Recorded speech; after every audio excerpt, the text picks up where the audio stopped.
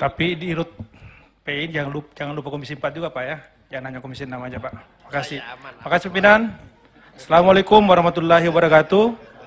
Pimpinan dan anggota Komisi 4 saya hormati. Kepala Papanas, Pak Arief, kemudian Pak Dirut, Bulog, Pak Buas, dan juga Pak Frans ya, dan yang lainnya.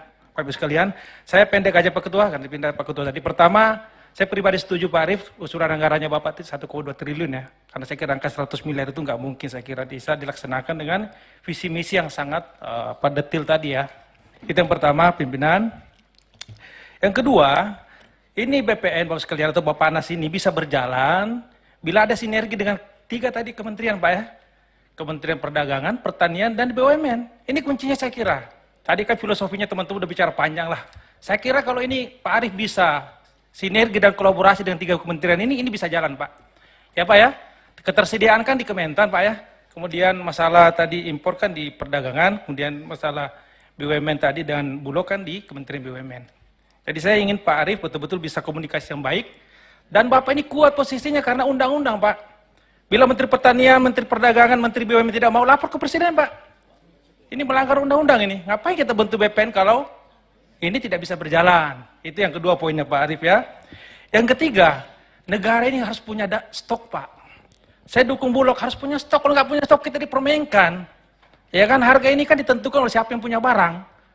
Ya bagaimana supaya stok ini ada? Ya saya sepakat bahwa upayakan jangan impor Pak. Kita maksimalkan produksi dalam negeri. Saya sepakat itu, cuma negara juga harus memperkuat Bulog dan BUMN kita.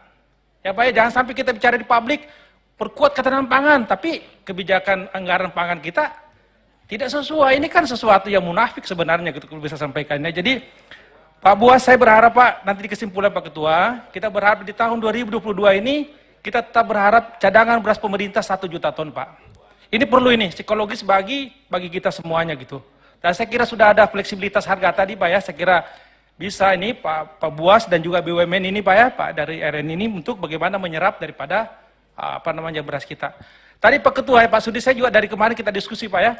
Kalau kita lihat datanya Kementan ini kan ada, atau neraca pangan kita beras kita ini kan ada kelebihan atau stok 6 juta ton Pak ya.